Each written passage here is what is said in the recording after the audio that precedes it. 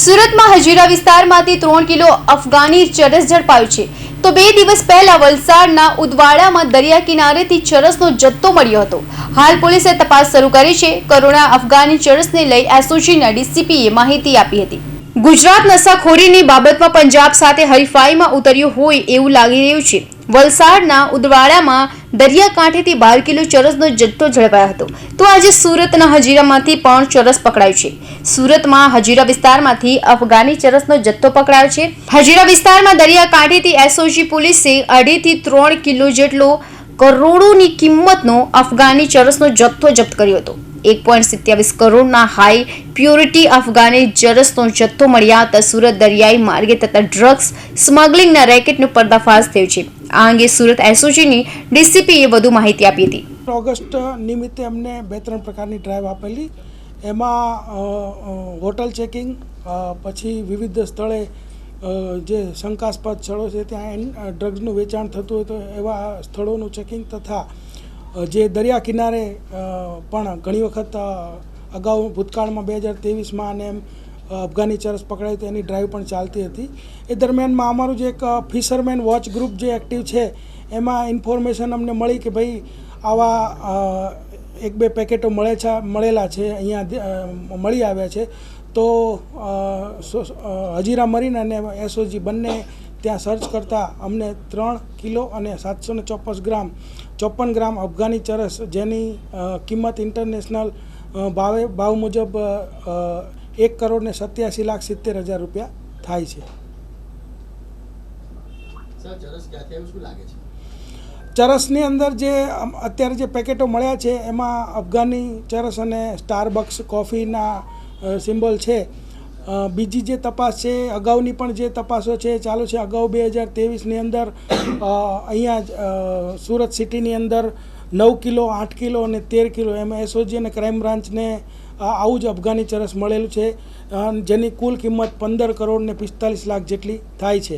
આ ઉપરાંત તાજેતરમાં જ વલસાડમાં ઉદવાડામાં લગભગ 6 કરોડનું આવું ચરસ મળેલું છે અને વલસાડમાં જ 13 કરોડનું ચરસ મળેલું છે। એટલે આ વ્યવસ્થિત રીતે દરિયા કિનારેથી આ ચરસ ઘુસાડવા માટે પ્રયત્ન કરવામાં આવેલું છે, પરંતુ ફિશરમેન વોચ ગ્રુપ અને જે દરિયાકાંઠે રહેતા માછીમારો એની સાથે પોલીસની સતર્કતાના કારણે આ તમામ જે ચરસનો જથ્થો છે એ પકડાઈ ગયેલો છે।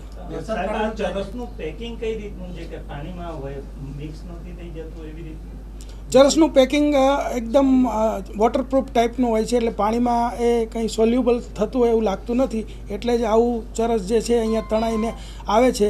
અને અગાઉ પણ બધી એજન્સીઓ આ તપાસમાં જોડાઈ હતી ને આ તપાસમાં બધી એજન્સીઓ ફરીથી સક્રિય થશે તો એકાદો ક્લુ મળી જશે તો આ તમામ જે ગુનાઓના ભેદ છે એ ઉકેલાઈ જશે। સર, એવું લાગી રહ્યું છે કે દક્ષિણ ગુજરાતમાંથી આ રીતે જે ચરસ છે તે ઘૂસાડવા માટે એપી સેન્ટર બની રહ્યું છે।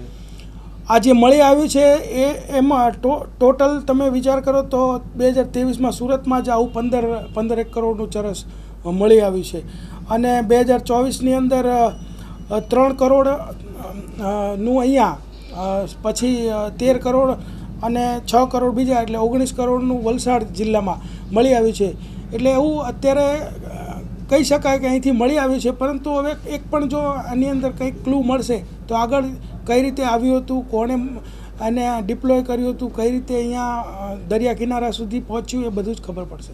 સર, કચ્છ બાજુ પણ આ પ્રકારે બિનવારસી ચરસ અને ડ્રગ્સ થઈને જથ્થો મળે, શું આનું કનેક્શન એ દિશામાં હોય છે?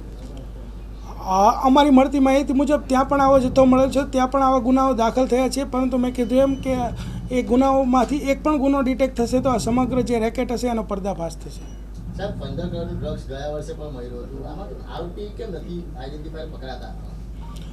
આમાં દરિયા કિનારેથી આ તણાતું આવેલું હોય છે અને જે માછીમારોને મળે છે કિનારા ઉપર પડેલું મળે છે। અમે અગાઉ ડ્રાઈવો પણ રાખેલી છે કે ભાઈ આવું કઈ જગ્યા ઉપર મળે છે, ત્યાં ડ્રોનથી પણ અમે જૂન મહિનામાં ડ્રાઈવ રાખેલી અને એટલા માટે જ રાખેલી કે માછીમારો સતર્ક રહે ને આવું કોઈ પણ પદાર્થ એને મળી આવે તો તાત્કાલિક પોલીસનો સંપર્ક કરે। એટલે પોલીસની અને જે ફિશરમેન છે એની સતર્કતાને કારણે આ જે ચરસનો જથ્થો પકડાઈ ગયો છે, પરંતુ એનો દરિયા કિનારાથી અહીંયા આવેલું હોવાને કારણે હજી સુધી ક્લુ મળી શક્યો નથી, પણ જેવો મળશે એટલે તાત્કાલિક બધા જ જે ગુનાઓનો ભેદ ઉકેલાશે તો આખું રેકેટ જે છે બહાર આવશે. સાહેબ, એવું નથી લાગતું કે સૌરાષ્ટ્ર છોડીને હવે દક્ષિણ ગુજરાત તરફ આ જ્યાં વેપાર કરવાવાળા છે ધીરે ધીરે આવી રહ્યા હોય? અત્યારે તો અહીંયા જે જથ્થો મળ્યો છે એટલે આપણને એવું અત્યારે લાગે છે કે અહીંયા મળી આવ્યું છે, પરંતુ એ કઈ રીતના એનો જોક છે એ જ્યારે આપણે ગુનો ડિટેક્ટ થાય પછી જ ખ્યાલ આવશે. સર, અત્યાર સુધી ઇન્ડસ્ટ્રીયલ એરિયા છે, શિપ વધારે આવે છે અહીંયા, તો કોઈ શિપ રડાર પર આવી હોય કે કોઈ સંપર્ક કરવામાં આવ્યો હોય કે અફઘાન સાઈડથી કોઈ શિપ કન્સાઇનમેન્ટ આવી હોય? ના, અત્યારે એવું કોઈ જ આપણને સુરાગામાં મળેલું નથી.